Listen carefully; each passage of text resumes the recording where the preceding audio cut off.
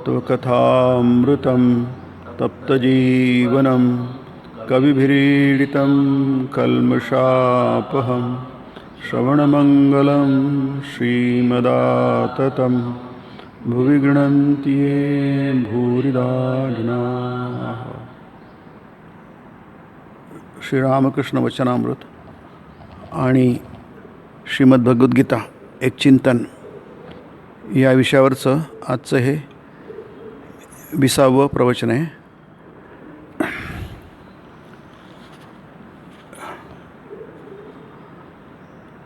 श्रीरामकृष्ण वारंवार म्हणतात आणि आपण गेल्या वेळच्या प्रवचनामध्ये बघितलं की मानव जीवनाचं उद्दिष्टच आहे भगवत प्रेम.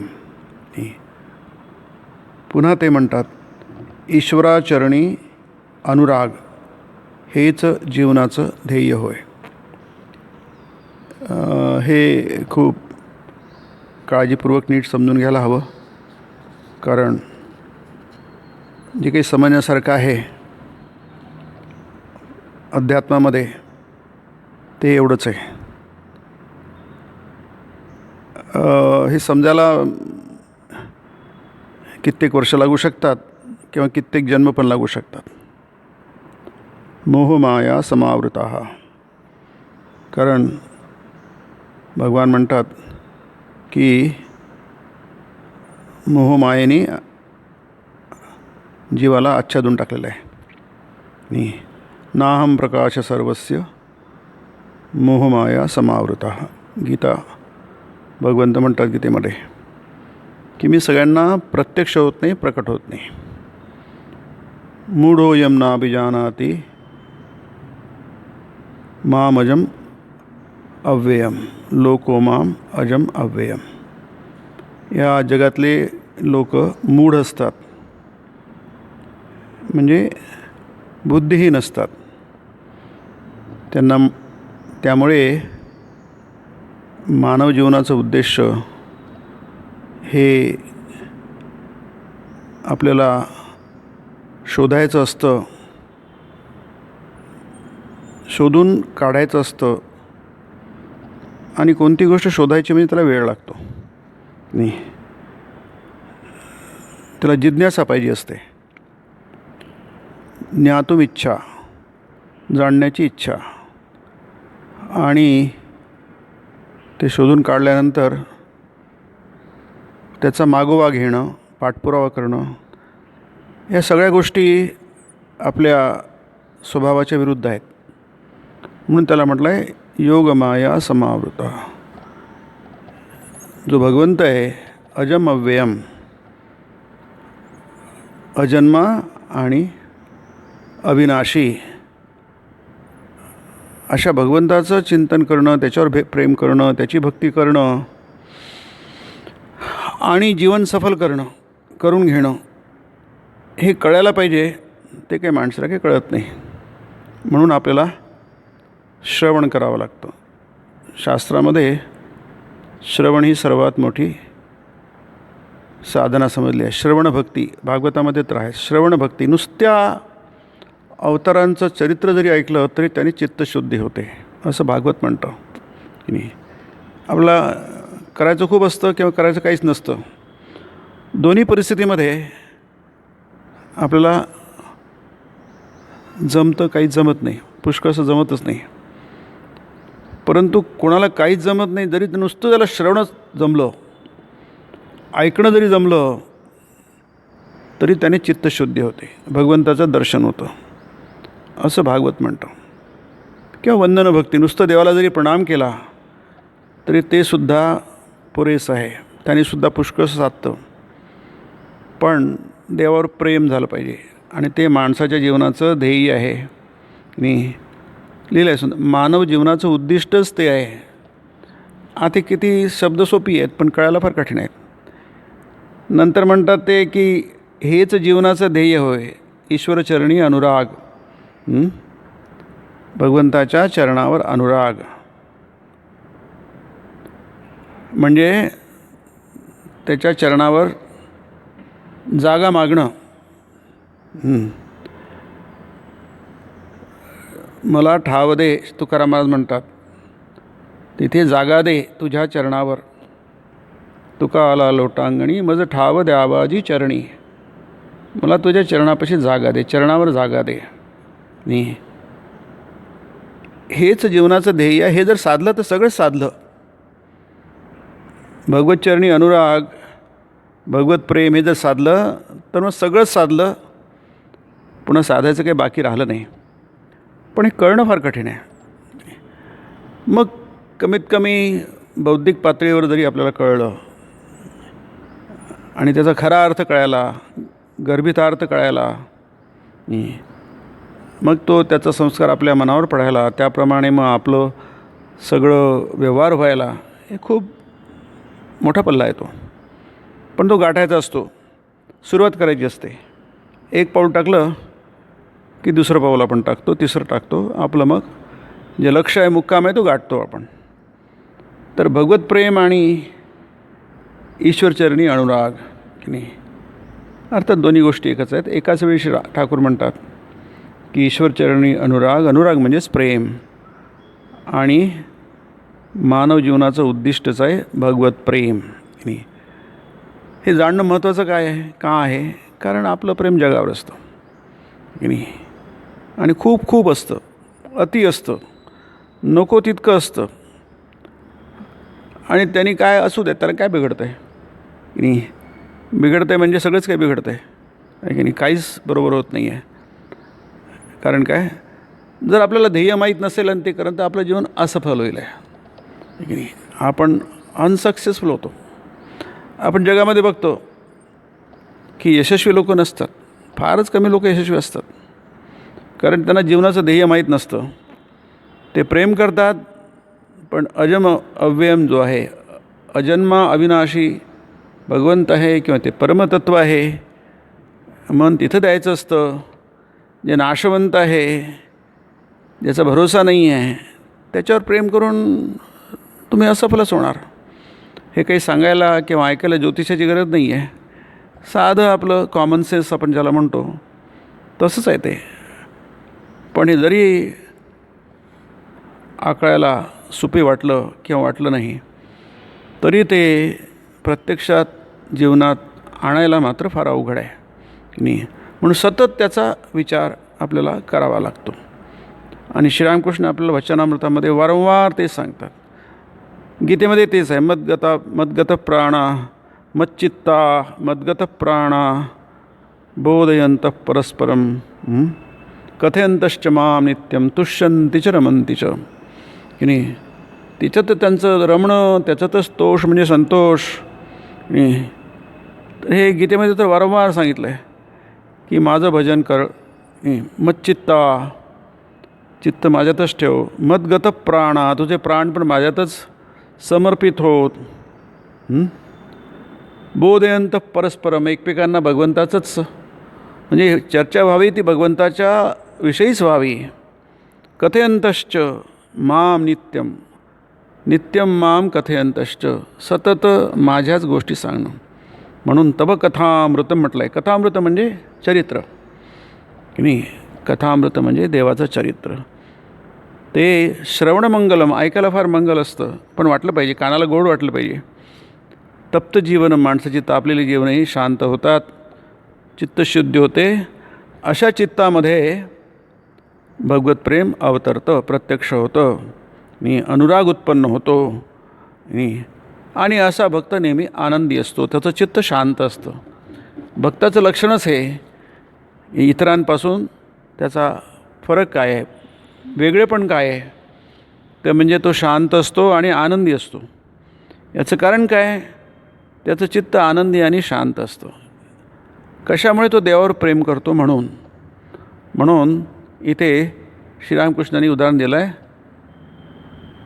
जे आपल्या व्यवहारामध्ये माहिती आहे. जगामध्ये आनंदासाठी लोक खूपशा गोष्टी करतात आणि त्यांना त्यामुळे आनंद मिळतो.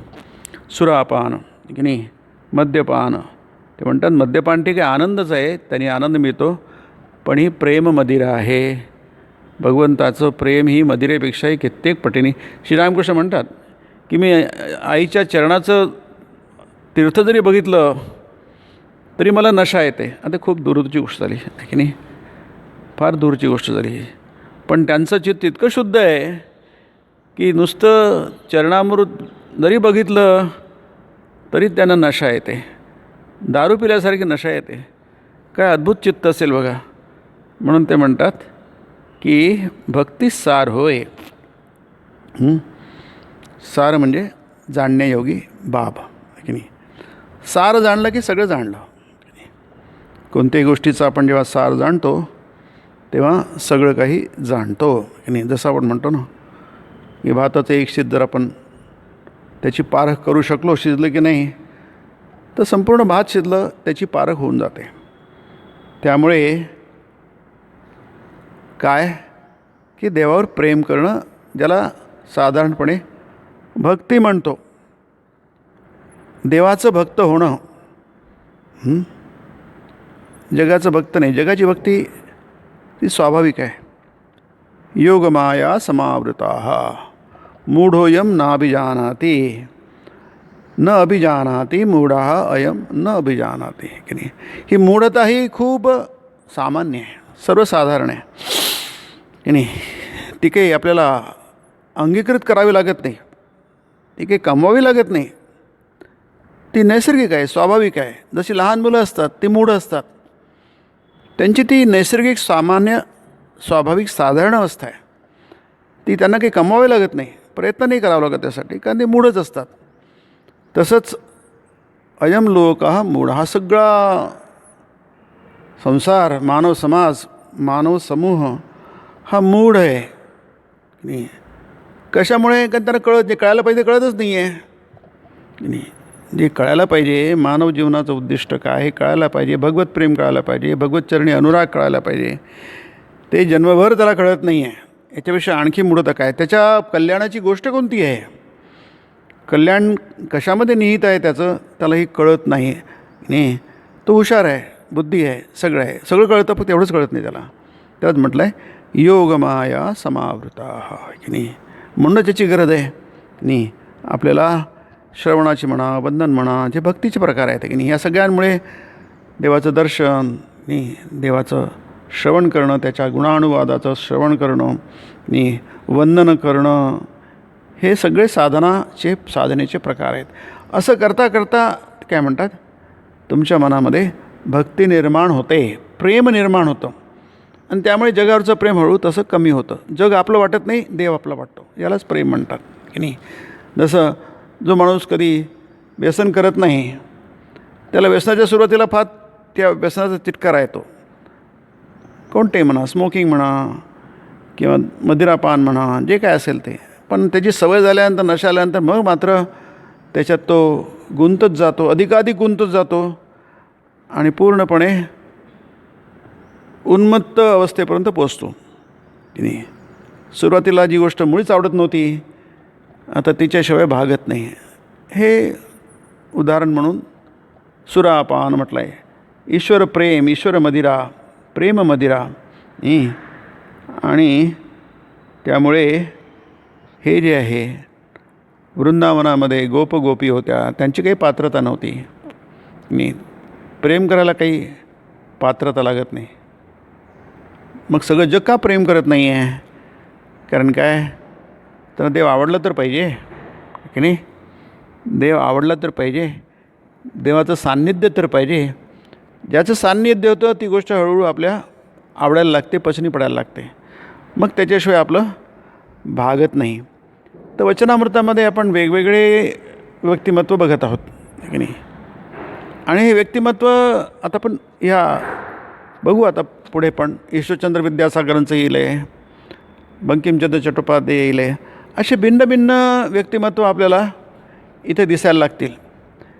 आणि आत्तापर्यंत आपण बघितले, मास्टर महाशयांचं व्यक्तिमत्व बघितलं, नरेंद्र म्हणजे विवेकानंदांचं बघितलं, त्यानंतर आपण बघितलं राखालांचं बघितलं, की तिथे हा अध्याय जो आपण बघतो आहे 5वा अध्याय, की बलराम बाबूंच्या घरी आहेत, तिथे संकीर्तन चालू आहे, तिथे हरिनाम होत आहे आणि नृत्यगान चालू आहे. अशावेळी हा जो राखाल आहे, वय कमी आहे, तरुण वय आहे, 18-19 वर्षांचं वय आहे, परंतु त्यांना बाह्य जगाचं ज्ञान नाही आहे की नाही. त्यांना आपण म्हणूया होश नाही आहे, बेहोश आहेत.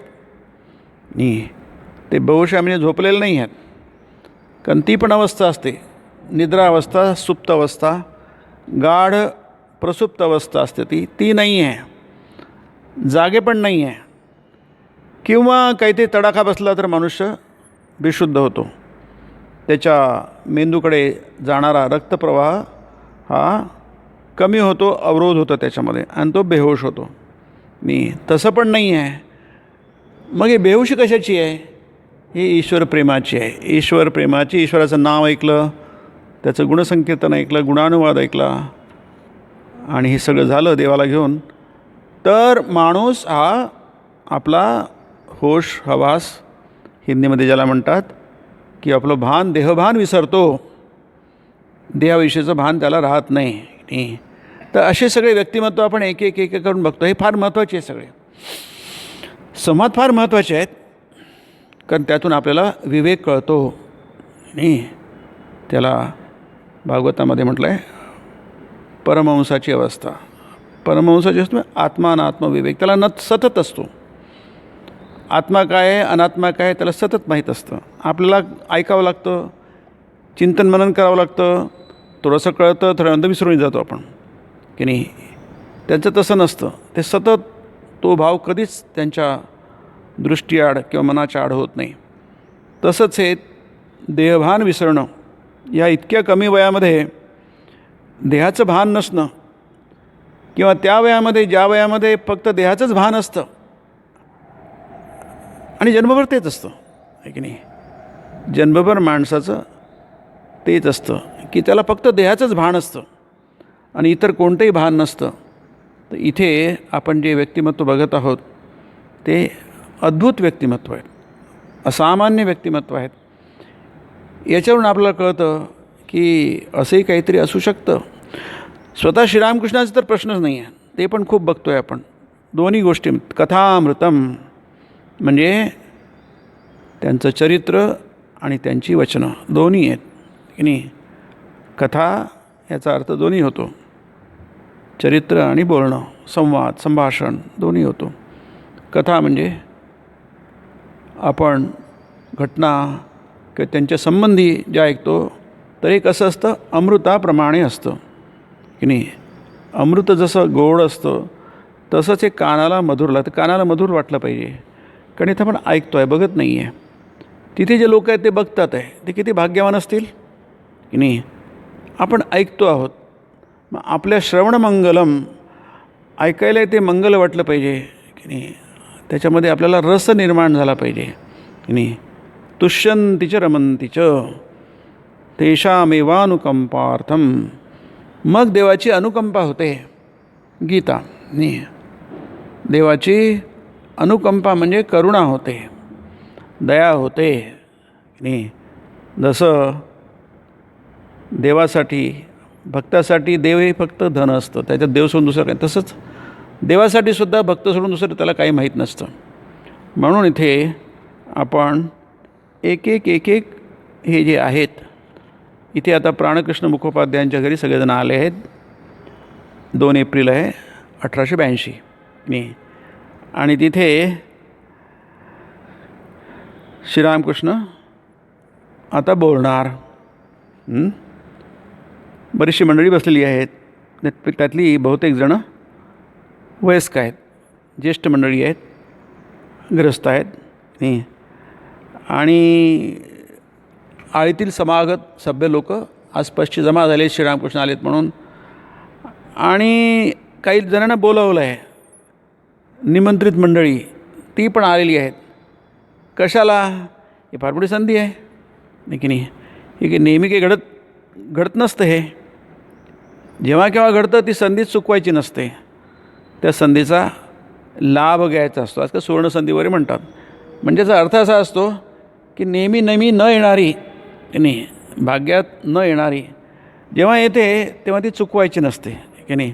म्हणून आणखी एक सुंदर शब्द मास्तर महाशयांनी इथे जोडलेला आहे की जेव्हा श्रीरामकृष्ण अजून बोलणं सुरू नाही केलं त्यांनी, पण होणार केव्हा तरी आहे की नाही. आता नाही, थोड्या वेळाने, 1 मिनिटांनी 2 मिनिटांनी पण हे बाकीच्यांच्या लोकांचं काय, जेवढे बसले 10-20 लोक जे असतील ते नाही, ते काय त्यांचे कान टवकारले असं लिहिलं आहे त्यांनी, आहे की नाही. आता कान टवकारणे हा शब्द जसे कुत्रा असतो ना तसे कान टवकारतो तो, म्हणजे मांजर, माणूस, लहान मुलं कान टवकारतात, म्हणजे मन त्यांचं एकाग्र होत आहे की नाही. त्यावेळी मन इकडे तिकडे भरकटणं, मनाचा स्वभाव असतो भरकटण्याचा, चंचल असतं. चंचल मी मन कृष्ण, हे जे मन आहे अतिचंचल आहे, ते सहजपणे इकडे तिकडे पळतं की नाही, काही कारण नसताना, आहे की नाही, आपोआप पळतं ते.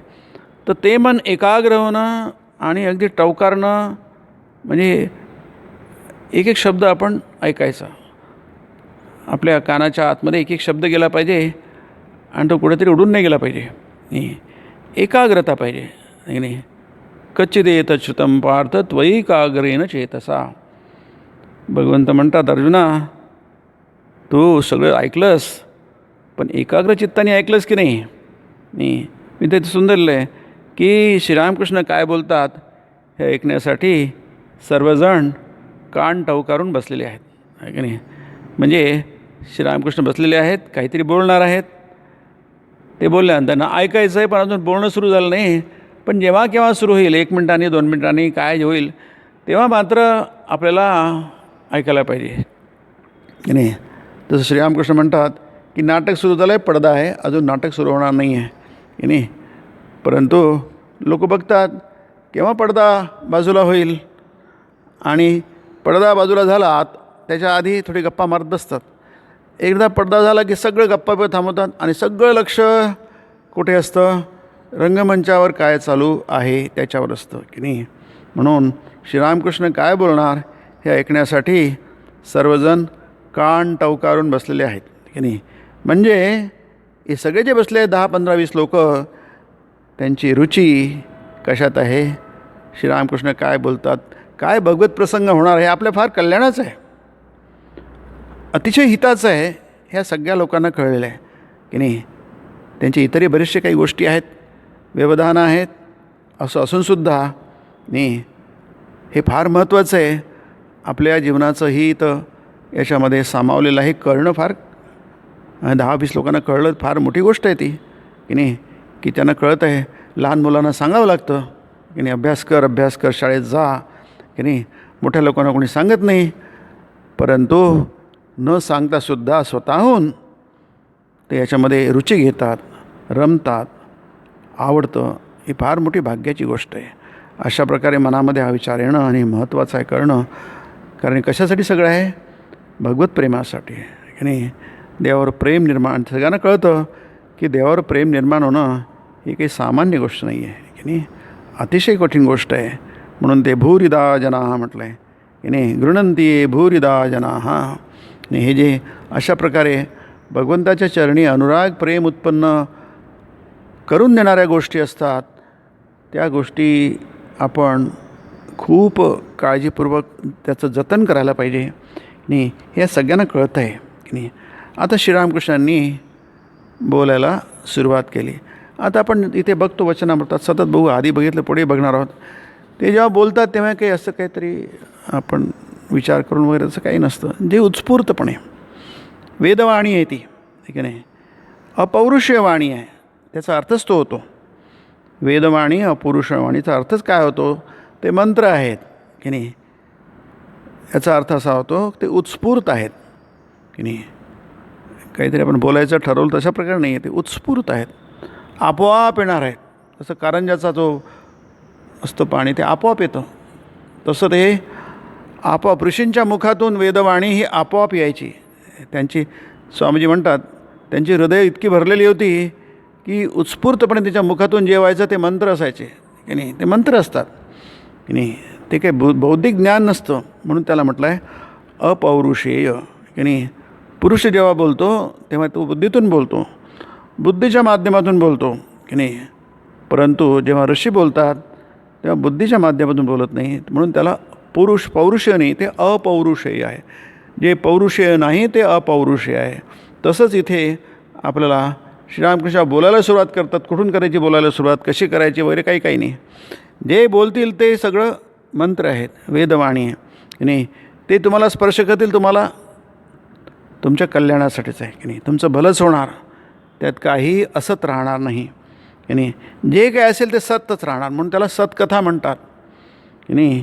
ती सतकथा आहे, म्हणजे सत जे ब्रह्म आहे त्याला स्पर्श करणाऱ्यास ब्रह्म संस्पर्शम गीतेमध्ये म्हटलं आहे, ठीक आहे. तो ब्रह्मालाचा संस्पर्श झालेलं ते वचन आहे, म्हणून त्याला मंत्र म्हटलं जातात. एकच वाक्य आहे बघा, ईश्वरनी त्याचे ऐश्वर्य, हे विश्वब्रह्मांड त्याचाच ऐश्वर्य विस्तार होय. मी सगळं जग विश्वब्रह्मांड की नाही हे आलं कुठून, त्याचा उगम कुठून आहे की, त्याचा उगम आहे देव की नाही.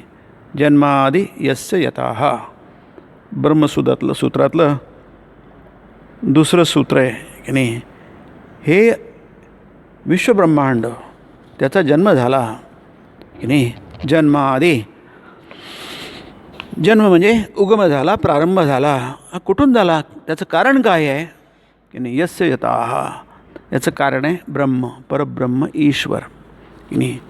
हे आपल्याला कळलं पाहिजे. याला कशाशी जोडायचं, ईश्वराशी जोडायचं की नाही. ईशावास्यमिदं सर्वं यत्किंच जगत्याम जगत, जे काही दिसतं, ज्याचा काही प्रारंभ झाला आहे की नाही, जे काही स्थित आहे की नाही, याचा उगम काय आहे.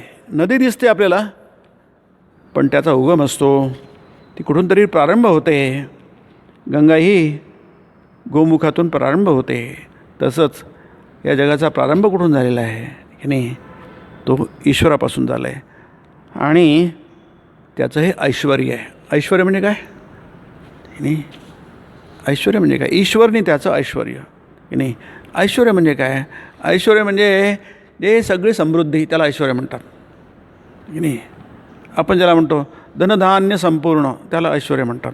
भागवतात ते आहे, आपण बघू की नाही. तर ते सगळं कसं भरलेलं आहे की नाही, सगळं कसं, सृष्टी ही भरलेली आहे, रिकामी नाही आहे की नाही, भरलेली आहे, समृद्ध आहे ती. आणि हे विश्वब्रह्मांड जे तुम्हाला कळतं, दिसतं, समजतं, तुमचं मन तिथपर्यंत पोहोचू शकतं, तुमच्या कल्पना पोहोचू शकतात, तुमची बुद्धी विचारशक्ती ते पोहोचू शकते किंवा नाही पोहोचू शकत. तुम्हाला जे माहिती आहे ते विश्वब्रह्मांड, जे माहीत नाही ते विश्वब्रह्मांड. जे काही आहे ते ईश्वराशी जोडा, ते ईश्वरापासून निर्माण झालं. ईश्वर त्याचं कारण आहे की नाही, महाकारण आहे, परमकारण आहे की नाही. प्रत्येक जगामध्ये जे काही ऐश्वर्य आहे की नाही, प्रत्येक गोष्ट ईश्वराच्या ऐश्वर्याचाच भाग आहे की नाही. हे किती मोठं ज्ञान आहे. पण काय होतं ते पुढे सांगतात की पण ह्या ऐश्वर्यालाच सगळे भुलतात, मोहमाया समावृता की नाही. भुलणं हा एक प्रकार आहे की नाही. आपल्याला हा एक भुलणं क्रियापद आहे मराठीतलं की नाही. तर हे भुलतात. पुढचं वाक्य आहे, ज्याचं हे ऐश्वर्य खुद्द त्याला धुंडाळण्याची बुद्धी मात्र कुणा एकाला देखील होत नाही की नाही. सरसकट विधान आहे, कुणा एकाला देखील होत नाही. म्हणजे असं धरून चाललं आहे का, ते म्हणजे लोकम वापरलं आहे गीतेमध्ये आहे की नाही, की मूढोयम नाभिजानाती लोको माम अजम अव्ययम. हे सगळ्यात जगातले लोक मूढ आहेत. इथे सरसकट विधान आहे इथलं, की कुणा एकाला देखील होत नाही. म्हणजे एकाला देखील होत नाही, अपवाद नाही. काय आता अपवादाची चर्चा करायची गरज नाही आहे. कारण हे असं म्हणणं की कुणाला एकाला देखील होत नाही, किंवा आधी आपण बघितलं की बद्ध व्यक्तीचं लक्षण सांगितलं आहे की प्राण गेला तरी 72, तो कधी देवाचं नाव घ्यायला रिकामं नाही आहे की नाही. हे फारच अतिविधान आहे की नाही. प्राण गेला तरी 72, म्हणजे अगदी मरणाच्या वेळीसुद्धा तो काय म्हणेल, तेल जास्ती जळत आहे नाही, त्याला आपण कुटुंबवत्सल वगैरे म्हणतो आहे की नाही. इतका कुटुंबामध्ये आहे की त्याला नाही, मी गेल्यानंतरसुद्धा काही थोडंसुद्धा माझ्या कुटुंबाचं काही, तो इतकी काळजी वाहतो आहे. जन्मभर काळजी वाहली, देव आहे की नाही आहे त्याला माहीत नाही. देव सगळं काळजी वाहतो असेल, पण मला काळजी व्हायला पाहिजे. आणि अगदी आता शेवटीसुद्धा, शेवटच्या क्षणामध्ये सुद्धा तो देव आपल्याची काळजी घेतो. त्याला लोक म्हणतात कुटुंबवत्सल आहे. बघा किती कुटुंबवत्सल आहे की नाही. इथे म्हणतात मूढोयम नाभिजानाति. हे मूढता आहे की नाही. ही मूढता आहे की कळतच नाही माणसाला. लहान मुलाला जसं कळत नाही तसं मूढ व्यक्तीला किंवा बद्ध व्यक्तीलासुद्धा कळत नाही. म्हणून खुद्द त्याला धुंडाळण्याची, अरे बाबा कारणाकडे जा परत नाही, कारण शोधून काढा नाही. म्हणून जो पाहावा तो कामनी कांचनातच भोगात दंग. पण काय शेवटी दुःख अशांतीच कपाळी. भोग राहतो जिथल्या तिथेच. काय सुंदर आहे बघा, आहे की नाही. कशाला देवाला आपण त्याचा पाठपुरावा करायचा, देवाच्या मागे मग कशाला जायचं की नाही. आपल्या हितासाठी, आहे की नाही, आपल्या भल्यासाठी. देव प्रत्येकाच्या हृदयामध्ये आहे असं शास्त्र म्हणतं. परंतु जोपर्यंत तुम्ही त्याला धुंडाळणार नाही तोपर्यंत काही तुम्हाला तो दिसणार नाही. तोपासून तुमच्या खूप दूर आहे. जरी इतका जवळ असला तरी देव खूप दूर आहे. त्यामुळे इथे श्रीरामकृष्ण म्हणतात की त्याला धुंडाळण्याची अक्कल यायला पाहिजे, ती जाणीव निर्माण व्हायला पाहिजे. आणि ती होत का नाही आहे, कुणा एकाला देखील होत नाही आहे. कारण माणसं उपभोगातच दंग असतात, आहे की नाही. दंग म्हणजे लहान मुलं जशी खेळण्यात दंग असतात. आपण बघतो सगळी 10-20 मुलं समजा त्या एकाच वयाची जेव्हा एकत्र येतात आणि खेळतात. आजकाल ते दृश्य कमी दिसतं, पण पूर्वीच्या काळी 20-30 वर्षांपूर्वी असायची. ती इतकी दंग असतात की त्यांना कशातच भान नसतं, आहे की नाही. अगदी पूर्णपणे रमून गेली असतं की नाही. जसं क्रिकेट मॅचमध्ये आता 50-60-1 लाख लोक जमा झाली आहे, काही लोक खेळतात ते इतके बेभान विसून बघत असतात. किंवा फुटबॉलची मॅच आहे, लोक इतके बेभान झालेले असतात, त्याला दंग म्हणतात, आहे की नाही. काही त्यांना सुचत नाही दुसरं, पूर्णपणे एकाग्र झालेले आहेत त्याच्यामध्ये. ते रंगून गेलेले आहेत, गुंतून गेलेले आहेत की नाही. आता तुम्ही इतके जर गुंतून गेले तर काय होतं, शेवटी काय होतं की नाही. दुःख आणि अशांतीच कपाळी.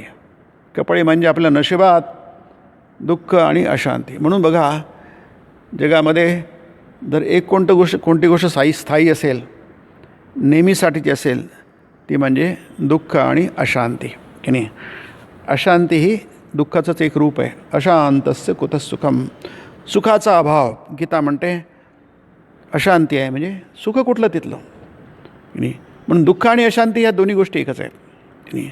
दुःख आणि अशांती कपाळी म्हणजे आपल्या नशिबात तेच आहे की नाही. आपलं प्रारब्धच ते होऊन जातं. आपण प्रारब्ध घडतो आणि तसंच प्रारब्ध होऊन जातं. दुःख आणि अशांती. पण ही स्थायी असावी माणसाच्या जीवनामध्ये दुःख आणि अशांती. का बरं? काहीच कारण नाही आहे, परंतु तसं आहे. कारण काय होतं, त्याला वाटतं की भोग केला की आपल्याला आनंद मिळेल की नाही. मिळतो, पण जसं आधी आपण प्रेम मदिरा वगैरे म्हटलं आहे की नाही. मदिरा घेतल्या, कोणतंही व्यसन घेतल्यानंतर जग हे व्यसनच आहे की नाही. फार मोठं व्यसन आहे. जगाचं व्यसन ज्या माणसाला लागतं त्यालाच बद्धजीव म्हणतो आपण. त्यालाच श्रीरामकृष्णांनी बद्धजीव म्हटलेलं आहे. बद्धजीव म्हणजे काय, त्याला संसाराचं व्यसन लागलेलं आहे की नाही. आणि व्यसन असं आहे की ते सुटत नाही आहे की नाही. त्यासाठी ते रसायन पाहिजे. ते भगवत प्रेमाचं रसायन असेल तरच सुटण्याची काहीतरी आशा आहे. नाहीतर मोहमाया समावृता. इतकं आच्छादित झालेलं आहे की नाही की काही केल्या शेवटपर्यंत ते काही सुटत नाही. त्याचं सुगावाच लागत नाही देवाचा. तो कुठं सुटण्याची बाब तर खूप दूरची गोष्ट आहे आश्चर्य. पण ही आहे मात्र वस्तुस्थिती, आहे की नाही. फार मोठं आश्चर्य आहे की माणसं नेहमी चांगल्या गोष्टीकडे वळतात. उत्तम पाहिजे आम्हाला, उत्तम पाहिजे. याच्यापेक्षा आणखी उत्तम काय आहे का, याच्यापेक्षा आणखी उत्तम काय आहे का, असं आपण म्हणतो की नाही. आपण समजा काही कपडे घ्यायला गेलो आणि आपल्याला चांगला कपडा पाहिजे, त्याच्यापेक्षा आणखी भारी आहे का, तो दाखवतो भारी. आणि याच्यापेक्षा आणखी काही भारी आहे का. ही माणसाची स्वभाव, माणसाची प्रवृत्ती आहे. त्याला बेस्ट पाहिजे असतं, आणखी बेस्ट पाहिजे असतं, आणखी बेस्ट. मग इथे तुम्हाला का बेस्ट पाहिजे नाही, ही तुम्ही वर्स्ट गोष्टी का घेता, आहे की नाही. मग भोगशांती, भोग राहतो तिथले तिथेच. दुःख शांती कोणाला, अशांती कोणाला पाहिजे की नाही. दुःख अशांती कोणालाही नको आहे. पण दुःख अशांती मिळणार हे माहीतच लोक त्याच्यात मागे जातात कशाला. जसं साधं उदाहरण म्हणजे व्यसनांचं, आहे की नाही. साधं उदाहरण म्हणजे आपण समजा स्मोकिंग म्हणूया, टोबॅको कन्झम्पशन म्हणूया, आहे की नाही, किंवा दारू म्हणूया. त्यांनी माणसं उद्ध्वस्त होतात की नाही, बर्बाद होऊन जातात, तबाह होऊन जातात. हे प्रत्यक्ष आहे. याला काही आपल्याला कुठे काहीतरी शास्त्र धुंडायची गरज नाही आहे की नाही. श्रुतियुक्ती अनुभूती आहे ती.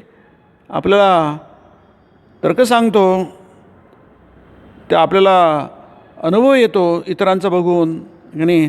पुस्तकं तेच सांगतात, डॉक्टर तेच सांगतात, तरी माणसं ते का करतात? याचं कारण त्याची चटक लागलेली आहे. तसंच संसाराची चटक लागलेली आहे. याच्यामुळे आपल्याला दुःख शांती आपल्या कपाळी आहे, तरी पण आपण काही त्यातून सुटू शकत नाही. सुटण्याचा मार्गसुद्धा आपण त्याचासुद्धा विचार करत नाही. म्हणतात की आपण उपभोग घ्यायला जातो, एन्जॉय करायला जातो, सगळं तिथंच राहतं आहे की नाही. भोगा न भुक्ता वयमेव भुक्ता आहे की नाही. आपण काही उपभोग घेत नाही आहे, उपभोगच आपल्याला घेतात, तेच आपल्याला खाऊन टाकतात की नाही. कालो जगद्भक्षकः की नाही. संसाराला आपण खात नाही आहे, संसाराचा उपभोग करत नाही, संसारच आपल्याला एन्जॉय करतो, आपल्याला संपवून टाकतो तो की नाही. त्याचमुळे ते म्हणतात हे सगळं विवेक आहे. याला म्हणतात विवेक. हा विवेक ऐकता ऐकता थोडं काही ना काहीतरी होतं नाही. जणू विशालाक्षीतील भोवरा नदी आहे, तिथे भोवरे असतात. विशालाक्षी नावाची नदी आहे, कामरपुकुरच्या जवळ आहे. भोवरा आणि भोवरा म्हणजे काय, असं खूप वेगाने फिरतो तो. जोपर्यंत भोवऱ्याच्या दूर तुम्ही आहात सुरक्षित आहात. भोवऱ्याच्या जवळ गेले, भोवऱ्यामध्ये सापडले की तुम्ही काहीच करू शकत नाही, की तो भोवरा सतत तुम्हालाही फिरवतो की नाही. नुसतं फिरवत नाही आहे, तुम्हाला तळाला घेऊन जातो तो, आणि तळालातून बाहेर येऊ शकत नाही. तसंच जग आहे, हा भोवरा आहे. तुम्ही जोपर्यंत त्या भोवऱ्याच्या दूर राहात तोपर्यंत सुरक्षित आहात. जितकं जवळ तुम्ही जा तितकं तुमच्यात ओढले जाल की नाही. अगदी जहाजंसुद्धा ओढले जातात, मोठी मोठी जहाजं, नौका ओढल्या जातात. माणसं तर काही प्रश्नच नाही, हत्ती ओढले जातात आहे की नाही. ते एकदा त्यात सापडले की त्यातून बाहेरच येऊ शकत नाही, कारण पाणी तिथं प्रचंड गतीने फिरत असतं आहे की नाही.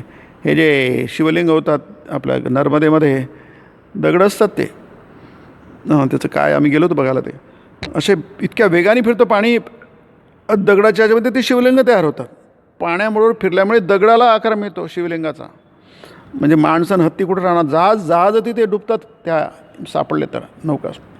तसंच या जगाच्या याच्यामध्ये जर माणूस सापडला एकदा की त्याला काही कळत नाही, त्या तो म्हणजे त्याला भानच राहणार. कसं भान राहणार की नाही.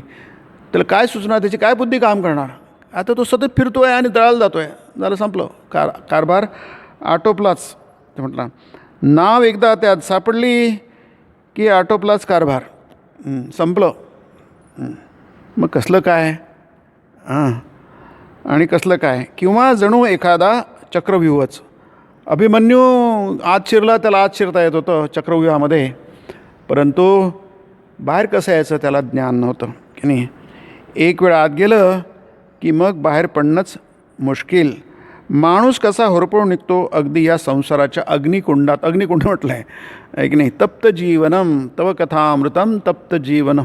अग्निकुंडामध्ये जसं होरपळून निघतो, खूप गरम पडलेलं आहे, खूप टेम्परेचर आहे, आणि तुम्ही उन्हामध्ये फिरता, तुम्ही होरपळून निघता की नाही. तसंच माणूस या जगाच्या जितका जवळ जाईल तितका होरपळून निघतो की नाही. मग होरपळून निघतो तरी त्याला शहाणपण काही येत नाही. आता हे सगळं सांगून झाले, परिस्थिती आहे. मग यावर उपाय काय, हा प्रश्न आहे. जर समस्या असेल, प्रॉब्लेम असेल, तर उपाय असतो की नाही. आणि प्रत्येक प्रॉब्लेमला उपाय असतो, फक्त तो उपाय माहीत करून घ्यावा लागतो आणि त्याप्रमाणे वागण्याचा प्रयत्न करावा लागतो. हळूहळू आपण त्या समस्येतून बाहेर पडू शकतो. आणि त्या समस्येतून बाहेर पडणं आणि काय प्राप्त करून घेणं ते स्पष्ट सांगितलं आहे. ध्येय काय, ईश्वर प्रेम आणि ईश्वरावर प्रीती करणं. भक्ती मनामध्ये निर्माण झाली पाहिजे, ईश्वरचरणी अनुराग निर्माण झाला पाहिजे. आणि उपाय आहे, त्यांनी म्हटलं आहे उपाय साधुसंग आणि प्रार्थना की नाही. दोनच उपाय, दोनच शब्द आहेत बघा. साधुसंग म्हणजे सत्संग की नाही. साधुसंग म्हणजे सत्संग, तो कोणत्याही रूपात असू शकतो की नाही. मंदिरात जाणं, देवाचं दर्शन करणं हा सत्संगच आहे की नाही. सत्संग म्हणजे फक्त श्रवण करणं नाही, त्याला पारिभाषिक मध्ये आपण म्हणतो की सत्संग म्हणून कुठे गेला सत्संग झाला. पण जे काही स्वतःला धरून असतं, स्वतःला जोडलेलं असतं, ते सगळं सत्संग असतं. म्हणून साधुसंग आणि प्रार्थना, व्याकुळ होऊन प्रार्थना, हेची करीतसे विनवणी. की नाही, ही विनवणी जी आहे ही मागणी, आपली मागणी मांडणं. जेव्हा तुम्हाला खूप गोष्टीची गरज असते, निकड असते, तेव्हा तुम्ही मांडता, त्याला म्हणतात प्रार्थना. साधुसंग आणि प्रार्थना ती केली की जसा वैद्य असतो आणि वैद्य हळूहळू तुम्हाला बरं करून देतो, तसंच ही साधुसंग आणि प्रार्थना तुम्हाला या सगळ्या समस्यांच्या बाहेर काढतो आणि तुम्हाला ठीकठाक करून देतो. आणि अशा व्यक्तीच्या हृदयामध्ये ती ईश्वरभक्ती उत्पन्न होते, ती वाढते आणि त्याला ईश्वराची प्राप्ती करून देते. पुढच्या प्रवचनामध्ये आपण बघूया आणखी. ओम निरंजनम नित्यमनंतरूपम भक्तानुकंपाधृतविग्रहं वै ईशावतारं परमेशमीड्यं तं रामकृष्णं शिरसा नमामि.